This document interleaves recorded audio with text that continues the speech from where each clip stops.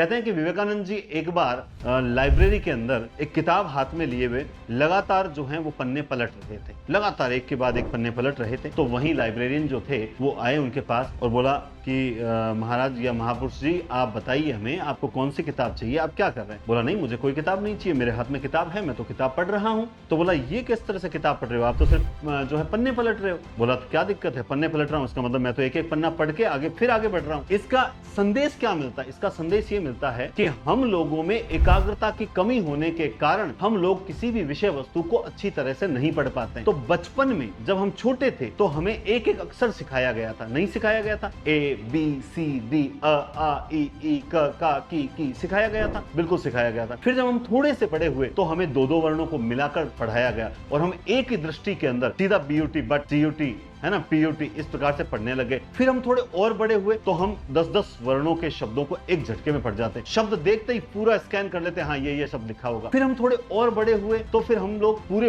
वाक्यांशों को एक ही दृष्टि में पढ़ जाते कि अच्छा ये लिखा होगा। ये हमने कैसे किया? एकाग्रता। लेकिन हम कहीं ना कहीं जाकर रुक चुके हैं, हमें जो क्षमताएं हैं, जो सामर्थ्य है वो कहीं ना कहीं ठहर चुका है, हम उस सामर्थ्य को पहचान नहीं पा रहे हैं, इसीलिए हम याद नहीं कर पा रहे। एकाग्रता की कमी के कारण हम याद नहीं कर पाए। अगर आज भी हम तन्मयता के साथ और पूर्ण एकाग्र भाव से अगर किसी विषय वस्तु को देखें और उसे क्लॉकवाइज और एंटी क्लॉकवाइज अगर पढ़ने का प्रयास करें तो यकीनन माने आपको हर चीज याद हो जाती है। लेकिन प्रयास करें, बढ़िया जरूर याद होगी, है ना।